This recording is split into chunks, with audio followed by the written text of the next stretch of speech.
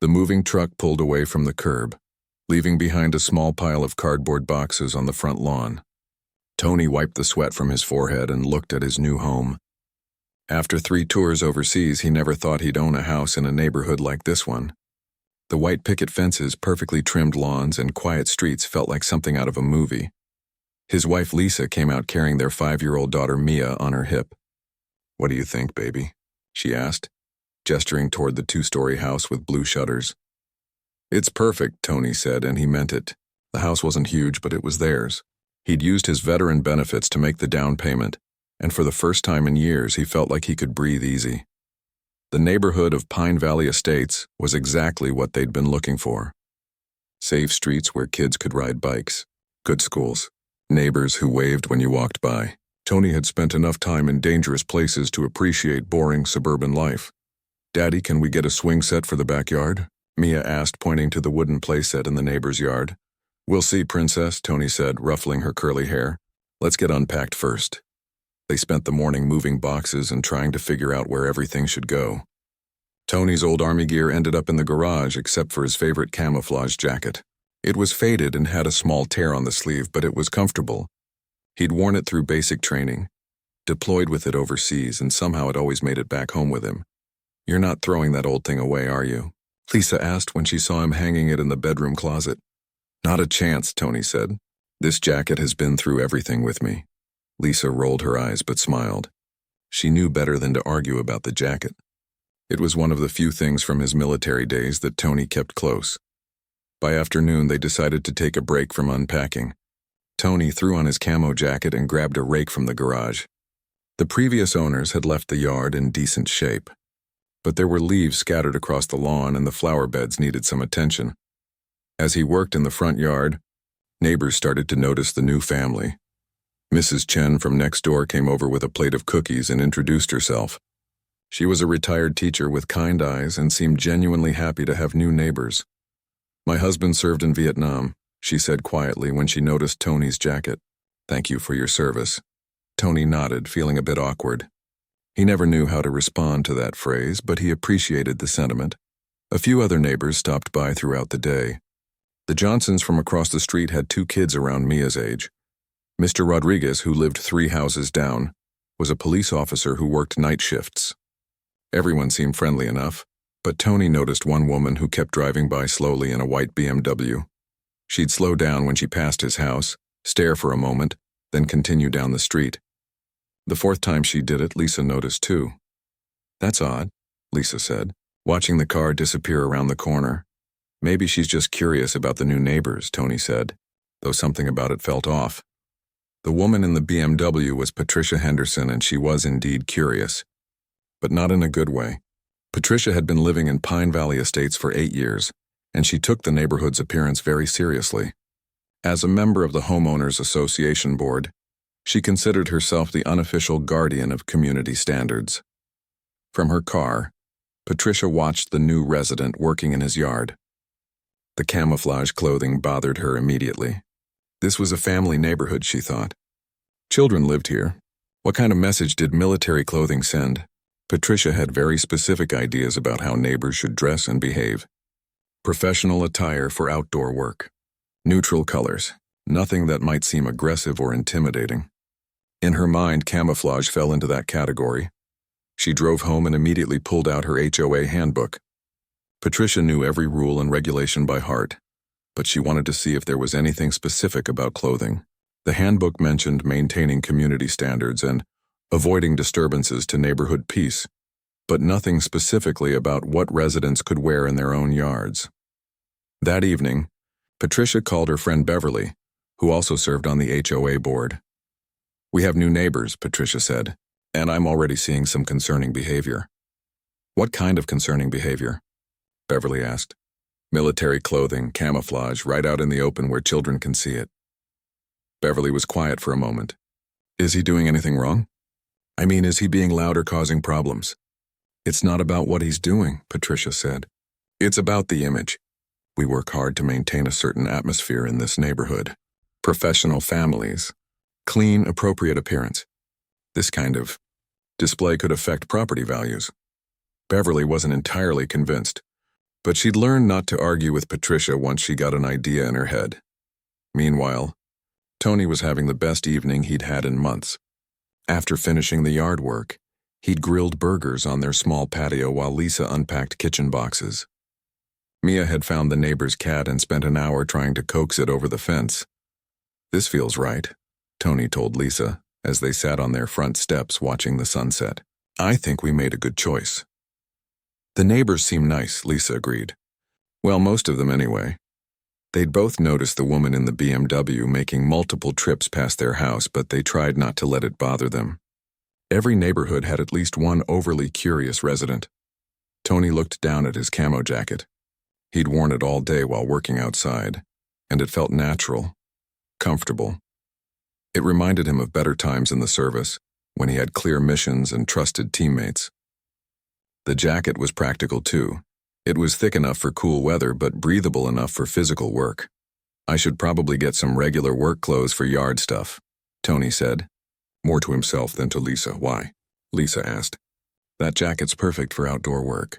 It's already broken in, and you don't have to worry about getting it dirty." Tony nodded, but he'd noticed a few stares from passing cars. Maybe it was just normal curiosity about new neighbors, or maybe not. As they headed inside for the night, Patricia was already drafting her first email to the HOA board. The subject line read, "Maintaining Community Standards, New Resident Concerns." She spent an hour carefully wording her message, trying to sound reasonable and community-minded rather than petty.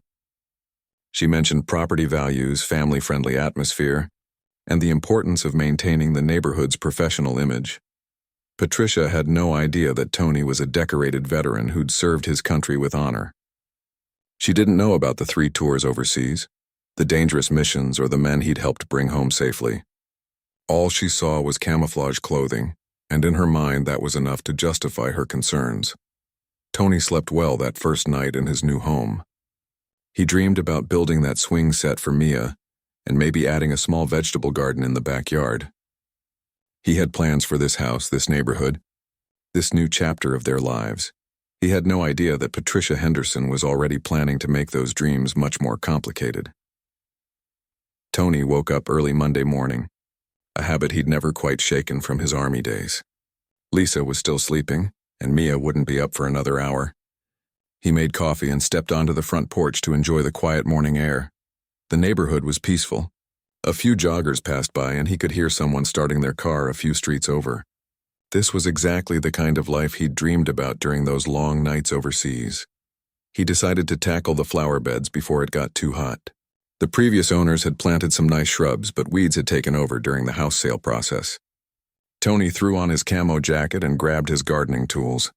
He'd been working for about 30 minutes when he noticed the white BMW creeping down the street again. This time, instead of driving past, it pulled into his driveway. A woman got out, clipboard in hand, wearing a navy blue blazer and a stern expression. She looked to be in her early 50s, with perfectly styled blonde hair and the kind of confident walk that suggested she was used to getting her way. "Excuse me," she called out as she approached. "Are you the new homeowner?" Tony stood up, brushing dirt off his hands. "Yes, ma'am. I'm Tony. We moved in over the weekend." "I'm Patricia Henderson," she said, not offering her hand. "I'm on the HOA board, and I wanted to welcome you to the neighborhood." Something about her tone didn't sound welcoming at all, but Tony tried to give her the benefit of the doubt. "Thanks, we're really happy to be here." Patricia glanced down at his jacket, and her expression tightened slightly. "I noticed you've been doing yard work in that military clothing." Tony looked down at his jacket, confused. "Yeah, it's just an old work jacket. Is there a problem?" "Well," Patricia said, consulting her clipboard, "we do have community standards here in Pine Valley Estates. It's important that we maintain a certain image, especially in areas visible from the street." "I'm not sure I understand," Tony said. "What's wrong with my jacket?" Patricia's voice took on a condescending tone, as if she were explaining something obvious to a child. "Military attire can be quite intimidating to some residents. We have young families here, children who walk to school. The camouflage pattern sends a certain aggressive message." Tony felt heat rising in his chest, but he kept his voice calm. "Ma'am, it's just a jacket. I'm not trying to send any kind of message." "I'm sure you don't intend to," Patricia said. "But perception matters in a community like this. We work very hard to maintain property values and a family-friendly atmosphere. A few neighbors had started to notice the conversation. Mrs. Chen was watering her flowers but clearly listening. A woman walking her dog had slowed down to watch. "Are you saying I can't wear this jacket in my own yard?" Tony asked. Patricia straightened her shoulders. "I'm saying that as responsible community members, we should all be mindful of how our choices affect others. Perhaps you could invest in some more appropriate work clothes." Tony took a deep breath. He'd dealt with difficult people before, but this was different. This was his home, his neighborhood. He'd served his country to protect freedoms like the right to wear whatever he wanted in his own yard. "I appreciate your concern," Tony said carefully, "but I don't think I'm violating any actual rules. This is just a comfortable jacket for outdoor work." Patricia's face flushed slightly. She wasn't used to being challenged, especially not by someone she viewed as a problem resident. "Actually," she said, flipping through pages on her clipboard, Section 12 of our community guidelines states that residents should avoid displays that could disturb the peace or create an unwelcoming environment for families. Tony had read the HOA guidelines when they bought the house. That section was about things like loud music and yard decorations, not clothing. "I think you're misinterpreting that rule," Tony said. "I think I know how to interpret HOA guidelines," Patricia snapped. "I've been on this board for 5 years. The conversation was attracting more attention. Mr. Rodriguez, the police officer from down the street, had come out to get his newspaper and was watching the exchange with interest. "Look," Tony said, trying to keep things civil, "I'm not trying to cause any problems. I just want to work on my yard and enjoy my new home." "Then I suggest you consider what I'm telling you," Patricia said. "This neighborhood has standards and we expect all residents to respect them." She turned to walk back to her car, then stopped and looked back. "Oh, and there's an HOA meeting this Thursday evening at 7. I strongly encourage you to attend. It would be good for you to understand how things work around here." Patricia got in her BMW and drove away, leaving Tony standing in his driveway feeling frustrated and confused. He'd been looking forward to a peaceful morning of gardening, and instead he'd been lectured about his choice of clothing. Mrs. Chen walked over from her yard, shaking her head. "Don't mind her," she said quietly. "Patricia thinks she runs the whole neighborhood." "Is she always like that?" Tony asked. "Oh, honey, you have no idea. Last year she tried to get the Washingtons fined because their Christmas decorations were too colorful. Said they didn't match the neighborhood aesthetic." Tony felt a little better knowing he wasn't the only one who'd had problems with Patricia, but he was still bothered by the encounter. He'd never had someone tell him his clothing was inappropriate, especially not something as simple as a work jacket. He finished his gardening and went inside to shower before work. Lisa was getting Mia ready for her first day at the local daycare. "How was the yard work?" Lisa asked. Tony hesitated. He didn't want to worry her, but he also didn't want to keep secrets. "I had an interesting conversation with one of the neighbors," he said, "and told her about Patricia's visit." Lisa's expression grew concerned as he talked. "She said your jacket was intimidating?" Lisa asked. "Apparently it sends an aggressive message to the children." Lisa shook her head in disbelief. "That's ridiculous. You're the least aggressive person I know." "I don't want to cause problems," Tony said. "Maybe I should just get some different work clothes." "Absolutely not," Lisa said firmly. "You have every right to wear whatever you want in your own yard. Don't let some busybody neighbor bully you into changing." But Tony wasn't sure. He'd spent years following orders and avoiding conflict when possible.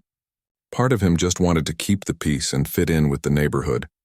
That afternoon, while Tony was at work, Patricia was busy. She spent her lunch break driving through the neighborhood, taking photos of other residents' yards and making notes about potential violations. She also made several phone calls to other HOA board members, sharing her concerns about the new resident. "Military clothing in broad daylight," she told Beverly, "right where the school bus stops. What kind of message does that send to our children?" Beverly was starting to have doubts about Patricia's crusade, but she didn't want to argue. Patricia's next call was to Janet Morrison, the HOA president. "We need to address this quickly," Patricia said, "before it becomes a bigger problem. If we let one person ignore community standards, others will follow." Janet listened politely but didn't commit to any action. She'd learned to be cautious when Patricia got worked up about something. But Patricia wasn't done. She spent the evening drafting a letter to all. residents about maintaining appropriate appearance standards and being mindful of our community image. She also researched HOA enforcement procedures and began documenting what she called ongoing violations by the new resident. Meanwhile, Tony finished his first day at his new job and drove home through the quiet streets of Pine Valley Estates.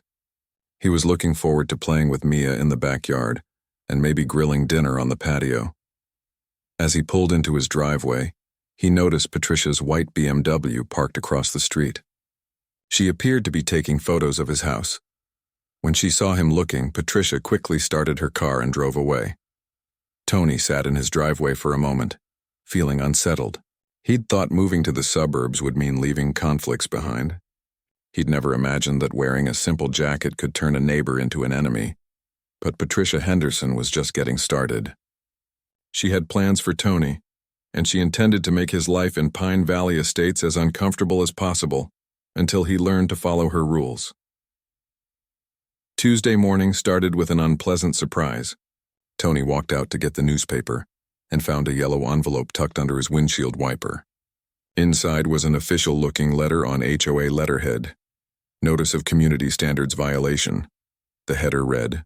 Tony's stomach dropped as he read. Further, the letter claimed he was in violation of Section 12 of the Community Guidelines for displaying intimidating attire in public view and creating an unwelcoming environment for families. It demanded that he cease the inappropriate behavior immediately or face a $50 fine. Tony read the letter twice, hardly believing what he was seeing. A fine for wearing a jacket in his own yard? He'd never heard of anything so ridiculous. Lisa was getting ready for work when he showed her the letter. Her face went through several emotions: confusion, anger, and finally determination. "This is harassment," she said. "Pure and simple." "Maybe I should just wear different clothes," Tony said. "It's not worth fighting over." "No," Lisa said firmly. "This isn't about the jacket anymore. If you give in now, what's she going to complain about next? The color of our curtains? The flowers we plant?" Tony knew Lisa was right, but he hated conflict. He'd seen too much fighting overseas. All he wanted was peace and quiet. But Patricia Henderson had other plans. Over the next few days, the situation escalated quickly. Patricia seemed to have made Tony her personal project. She drove by his house multiple times each day, always with her phone ready to take photos. On Wednesday, Tony decided to wash his car in the driveway. He threw on his camo jacket because it was a cool morning, and he knew he'd probably get soap and water on it. He'd barely started when Patricia's BMW pulled up to the curb. This time, she got out with her phone already recording. "I'm documenting another violation," she announced loudly enough for the whole street to hear. "Ma'am, I'm just washing my car," Tony said, trying to stay calm. "In inappropriate attire," Patricia said, holding up her phone. "This is going straight to the HOA board." Several neighbors had come out to see what the commotion was about. Tony felt embarrassed and frustrated. He was starting to feel like a prisoner in his own home. Mrs. Chen walked over from her yard looking angry. "Patricia, leave this man alone," she said. "He's not bothering anyone." "He's bothering me," Patricia shot back. "And he's bothering other residents who are too polite to say anything." "Name one," Mrs. Chen challenged. Patricia's face reddened. "I don't have to justify my concerns to you, Helen."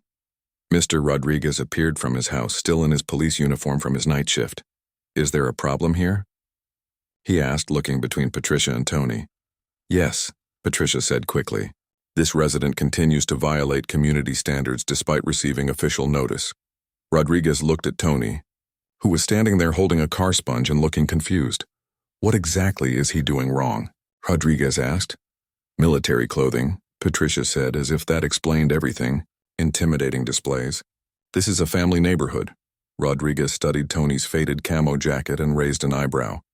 "Sir, did you serve?" he asked Tony. "Yes, sir. Army. 3 tours overseas." Rodriguez nodded respectfully. "Thank you for your service." Patricia looked frustrated. "This isn't about his service record. It's about community standards." "Ma'am," Rodriguez said carefully, "I don't see any violation here. A man washing his car in his own driveway isn't breaking any laws." "HOA rules are different from laws," Patricia snapped. Rodriguez shrugged and headed back to his house, but not before giving Tony an encouraging nod. Patricia got back in her car and drove away, but Tony could tell this wasn't over. That evening, Lisa came home with news. She'd been talking to some of the other parents at Mia's daycare, and word was getting around about the conflict. Most people think Patricia's being ridiculous, Lisa said, but a couple of the moms seemed concerned. They don't know you yet, and Patricia's been telling people you're some kind of troublemaker. Tony felt sick. He'd moved here to give his family a better life, and instead he was becoming the neighborhood problem. Thursday brought the HOA meeting. Tony had been dreading it all week, but he knew he had to go. He couldn't let Patricia control the narrative without defending himself. The meeting was held in the community center, a small building near the neighborhood entrance. Tony arrived a few minutes early and was surprised to see about 20 people there. Usually HOA meetings attracted only a handful of residents. Patricia had clearly been busy spreading the word. Janet Morrison, the HOA president, called the meeting to order. She was a woman in her 60s with gray hair and a tired expression that suggested she'd dealt with Patricia's crusades before. "We have several items on tonight's agenda," Janet said, "but I understand there's been some discussion about community standards." Patricia immediately stood up. "Yes, thank you, Janet. I want to address a serious concern about maintaining our neighborhood's family-friendly atmosphere." She launched into a prepared speech about property values, community image, and the importance of appropriate dress codes. She made it sound like Tony was parading around in full combat gear, brandishing weapons. "We have young children in this neighborhood," Patricia said, her voice rising dramatically. "They shouldn't have to see aggressive military displays on their way to school." A few people nodded, though they looked uncertain. When Patricia finished, Janet turned to Tony. "Would you like to respond?" Tony stood up slowly. Public speaking wasn't his strong suit, but he had to try. "I'm Tony Williams," he said. "My wife Lisa and I just moved here with our 5-year-old daughter. I served 3 tours in the Army, and I'm proud of my service. The jacket Mrs. Henderson is complaining about is just an old work jacket. I wear it for yard work because it's comfortable and I don't mind getting it dirty." He paused, looking around the room. "I moved here because I wanted a safe, quiet place to raise my family. I'm not trying to intimidate anyone or make any kind of statement. I just want to take care of my yard and live in peace." The room was quiet for a moment. Then Mrs. Chen stood up. "I've been living next door to Tony for a week now," she said. "He's been nothing but polite and friendly. His little girl is adorable and his wife seems lovely. This whole thing is ridiculous," Mr. Rodriguez spoke next. "I'm a police officer and I can tell you that this man isn't doing anything wrong. Wearing a jacket in your own yard isn't a crime or a violation." But Patricia wasn't backing down. She stood up again, holding a folder full of papers. "I have documented multiple violations," she said. "Photos, timestamps, witness statements." "Witness statements?" Janet asked, looking surprised. Patricia faltered slightly. "Well, reports from concerned neighbors." "Who?" Mrs. Chen demanded. "Name them." Patricia's face reddened again. "I don't have to reveal my sources." The meeting continued for another hour, with various neighbors voicing their opinions. Most seemed to think Patricia was overreacting, but a few supported her concerns about maintaining standards. In the end, Janet promised to review the community guidelines and determine whether any actual violations had occurred. As people filed out, several neighbors approached Tony to offer their support.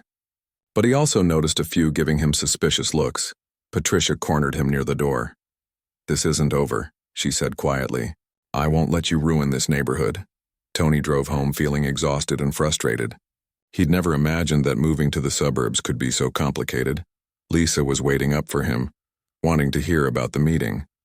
"Some people supported me," Tony said, "but Patricia's got others scared that I'm some kind of threat." "What are you going to do?" Lisa asked. Tony looked out the window at their quiet street. Patricia's house was visible from their living room and he could see her car in the driveway. "I don't know," he said. "Maybe we should just move somewhere else." "No," Lisa said firmly. "We're not letting some bitter woman chase us out of our home." But Tony wasn't sure they had much choice. Patricia seemed determined to make their lives miserable, and she had the power of the HOA behind her. What he didn't know was that word of his situation was about to reach some very different ears. Old friends who wouldn't take kindly to one of their own being bullied. Patricia Henderson thought she was winning her war against the new neighbor.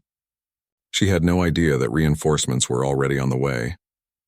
Friday afternoon, Tony was sitting on his back patio, still feeling defeated from the HOA meeting. Mia was napping inside and Lisa was at the grocery store. He'd been thinking about calling a real estate agent, maybe looking for a house in a different neighborhood. His phone rang. The caller ID showed Big Mike, and Tony's mood immediately lifted. Mike Sullivan had been his squad leader for 2 of his 3 tours. They'd been through hell together and stayed close even after Tony got out. "Hey, brother," Tony answered. "What's up?" "That's what I was going to ask you," Mike said. "I heard through the grapevine that you're having some trouble with your new neighbors." Tony was confused. "How did you hear about that?" Rodriguez mentioned it to his cousin, who happens to work with Carter. Small world, right? Carter had been their medic overseas. He was civilian now, but kept in touch with everyone from their unit. "It's no big deal," Tony said, though his voice suggested otherwise. "The hell it isn't," Mike said. "Someone's harassing you for wearing your old army jacket?" "That's bullshit, Tony." Tony found himself telling Mike the whole story. Patricia's complaints, the HOA letter, the public confrontation, the meeting where she tried to paint him as some kind of threat. Mike listened without interrupting, but Tony could hear his anger building. "This woman needs to learn some respect," Mike said when Tony finished. "You know what? The boys and I were planning to visit you anyway. Check out the new place. Maybe we should move that up." "Mike, you don't need to—" "Too late, brother. I'm making some calls." Tony knew that tone. Mike had made up his mind and nothing would change it. Saturday morning arrived gray and cloudy. Tony was in his garage, organizing tools and trying not to think about his neighbor problems. Lisa had taken Mia to a children's museum, giving him some time to himself. Around 10 o'clock, he heard vehicles pulling into his driveway. Not just one vehicle, several. Tony walked outside and couldn't believe what he saw. Mike's pickup truck was there, along with 2 other vehicles he recognized. 5 men were getting out, all of them familiar faces from his army days. Mike Sullivan stepped forward first, a big man with graying hair and the same confident smile Tony remembered. Behind him were Carter, the former medic, Rodriguez's younger brother Danny, who'd served with them in Afghanistan, Jake Martinez, who'd been their communications specialist, and Chris Thompson, the youngest of the group. "Surprise," Mike called out, opening his arms for a hug. Tony felt a wave of emotion he hadn't expected. These men had been his brothers, the closest thing to family he'd had during the hardest years of his life. They spent the next hour catching up, sharing stories and giving each other grief the way soldiers do.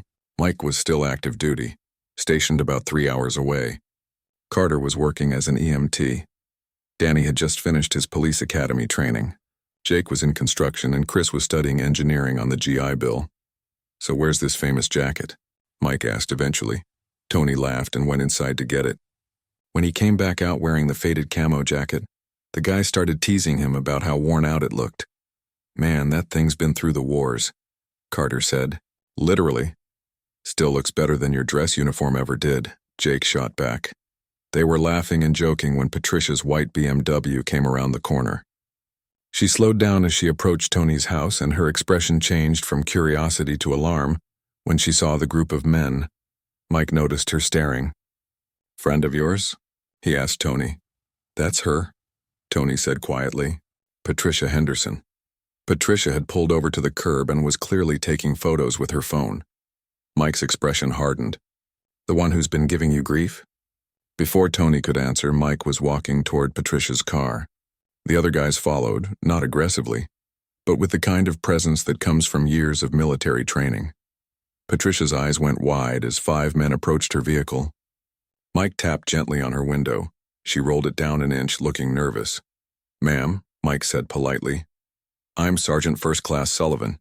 I understand you've had some concerns about my friend here." Patricia's voice was shaky. I was just documenting neighborhood activity. Is that what you call it?" Carter asked, stepping up beside Mike. "Because it looks like harassment to me." "This is a public street," Patricia said, trying to sound authoritative but failing. "Yes, ma'am, it is," Danny said, "and taking photos of people without their permission can be considered stalking in some jurisdictions." Patricia looked around at the 5 men surrounding her car. They weren't being threatening, but their presence was definitely intimidating. "I think there's been a misunderstanding," she said quickly. "I think so too," Mike said. See, Tony here is one of the best soldiers I ever served with. Saved my life more than once. So when I hear someone's giving him trouble for wearing his old army jacket, well, that bothers me. I'm just trying to maintain community standards, Patricia said weakly. Community standards, Jake laughed. Lady, this man fought for your freedom to live in your safe little neighborhood. Show some respect. Patricia was looking increasingly uncomfortable. I think I should go. That's probably a good idea, Mike said, stepping back from her car. But ma'am, I'd suggest you reconsider your attitude toward my friend here. He's got a lot of brothers who care about him. Patricia quickly rolled up her window and drove away, her hands shaking on the steering wheel. The guys walked back to Tony's driveway, and he could see neighbors starting to peek out their windows and doors. The confrontation had definitely been noticed. You didn't have to do that, Tony said, though he was grateful. Like hell we didn't, Mike said. Nobody messes with our people. Word of the encounter spread through the neighborhood quickly. Mrs. Chen came over to introduce herself to Tony's friends and thank them for standing up to Patricia. Mr. Rodriguez stopped by on his way to work and gave Danny a fist bump, but the real impact was on Patricia herself. She spent the rest of the day pacing around her house, making phone calls and trying to figure out what to do next. She called Beverly first. There are 5 of them, she said, her voice still shaky. Military men. They surrounded my car. What do you mean, surrounded? Beverly asked. They were intimidating me. Threatening me, Beverly sighed. Patricia, maybe it's time to let this go. Let it go? Patricia's voice rose. They're trying to turn this neighborhood into some kind of military compound. Her next call was to Janet Morrison. We need emergency HOA action, Patricia demanded. This situation is getting out of hand.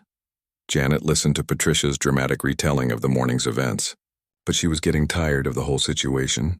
Patricia, Janet said finally, maybe the problem isn't Tony's jacket. Maybe the problem is that you won't leave the man alone.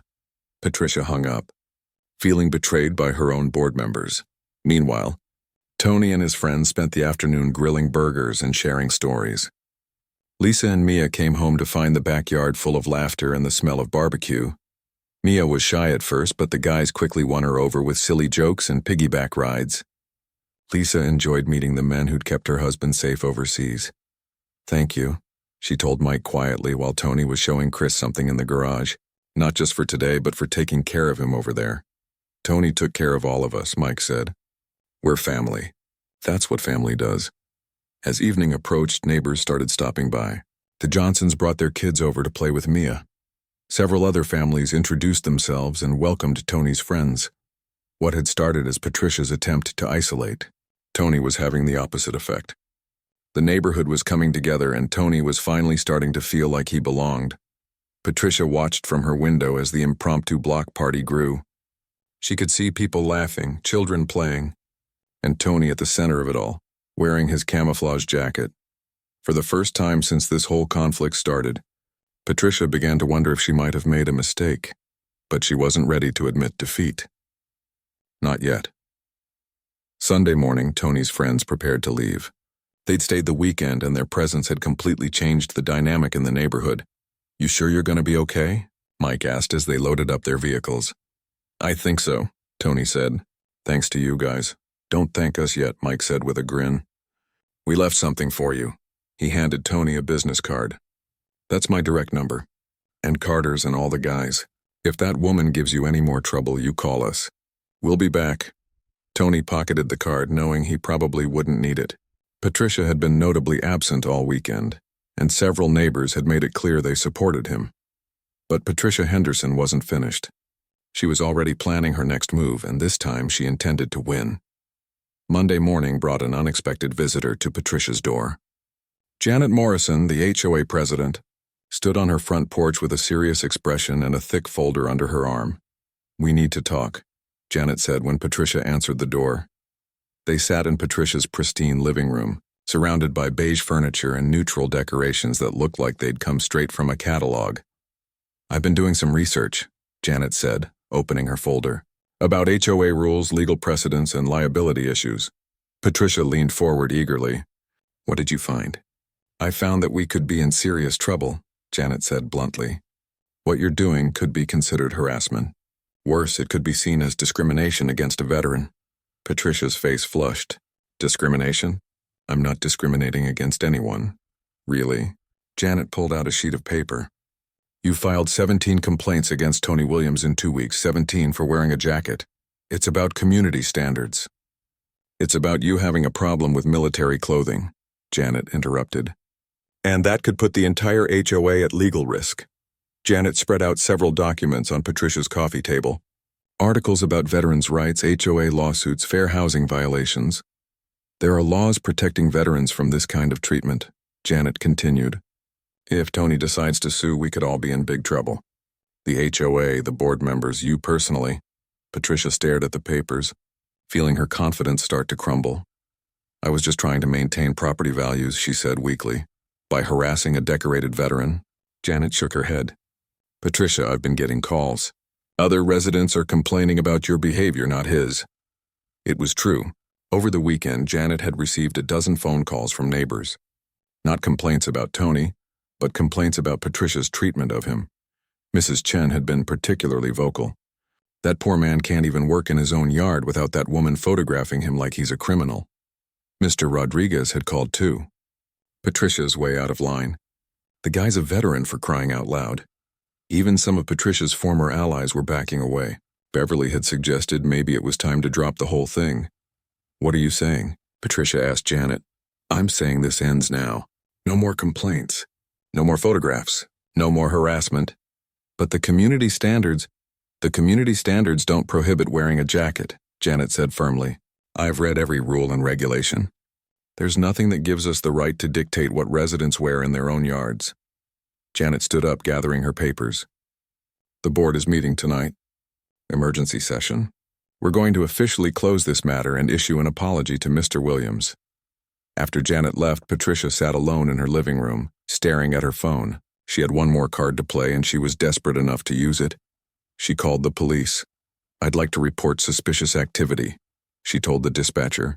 There are military personnel conducting activities in our residential neighborhood.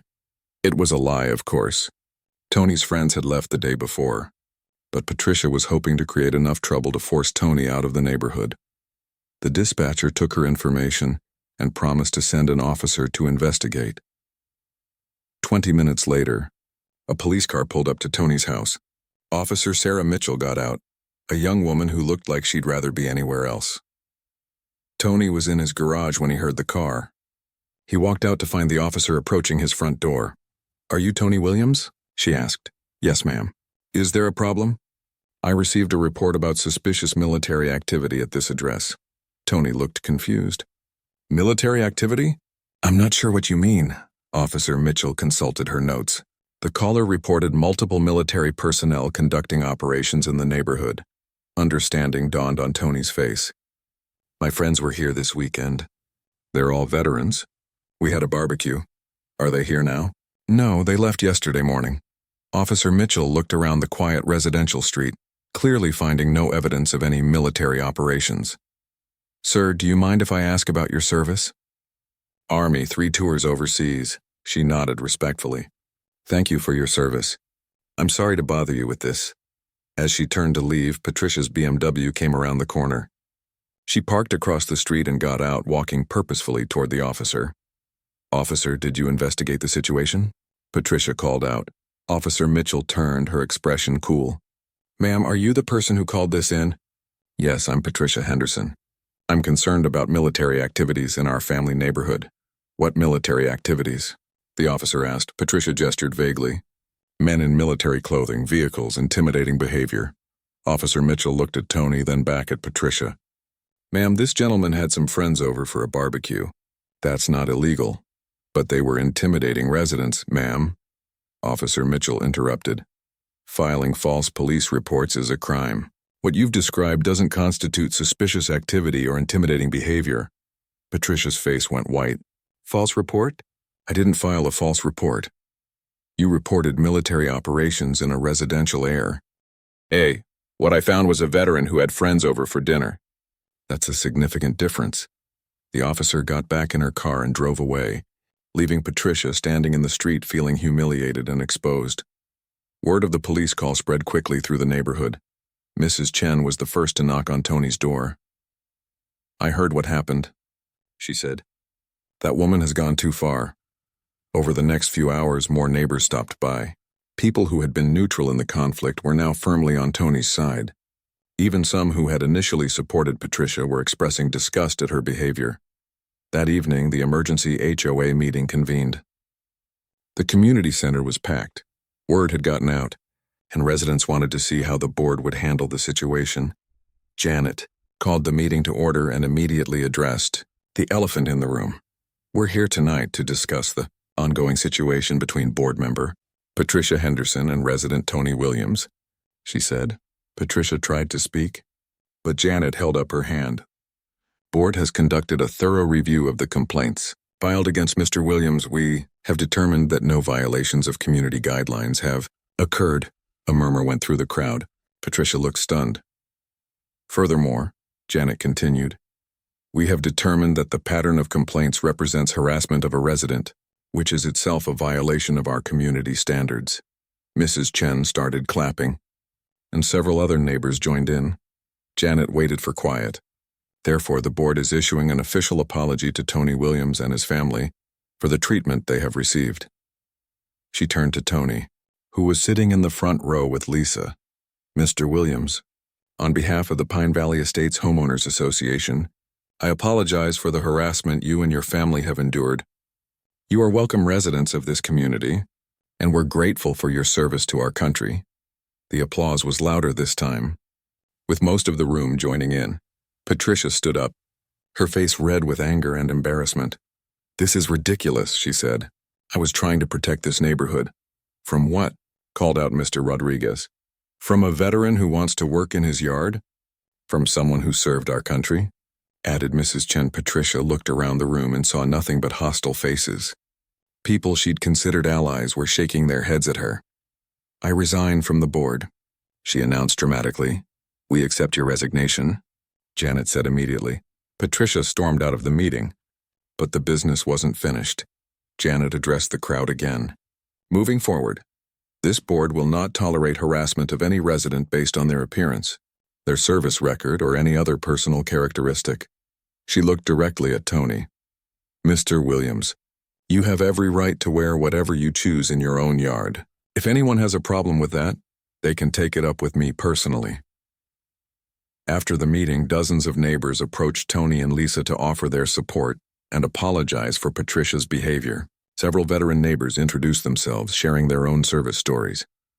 Tony felt overwhelmed by the support. What had started as a nightmare was turning into something positive. 3 weeks later, Pine Valley Estates was a different place. Patricia had put her house on the market and moved away, unable to face the community that had rejected her behavior. Tony had become something of a neighborhood celebrity. His story had spread beyond Pine Valley Estates, and he'd received letters and calls from veterans across the country who had faced similar harassment. The neighborhood had also changed for the better. Inspired by Tony's story, residents were more engaged with each other. The annual block party was moved up and dedicated to honoring local veterans. Several neighbors had started a support group for military families. Tony still wore his camouflage jacket for yard work. But now, instead of suspicious stares, he got friendly waves from passing neighbors. Children would stop to ask about his service, and he'd tell them age-appropriate stories about helping people in faraway places. Mike and the other guys visited regularly, and they'd been adopted as honorary neighbors. The annual Pine Valley Estates barbecue became legendary, with Mike manning the grill and Carter telling medical stories that made everyone laugh. One evening, as Tony worked in his garden while Mia played on her new swing set, Lisa came out to join him. "Any regrets about moving here?" she asked. Tony looked around the neighborhood. Mrs. Chen was watering her flowers and waved when she saw him looking. Mr. Rodriguez was teaching his son to throw a baseball. The Johnsons' kids were riding bikes in the street calling out greetings as they passed. "Not a single one," Tony said, adjusting his old camo jacket. "This is exactly where we belong." Patricia Henderson had tried to drive out a veteran who wanted nothing more than to live peacefully with his family. Instead, she'd helped create a stronger, more welcoming community that truly understood the meaning of service and sacrifice. Sometimes the best victories come from simply refusing to back down and letting your true character shine through. Tony had done exactly that, and Pine Valley Estates was better for it.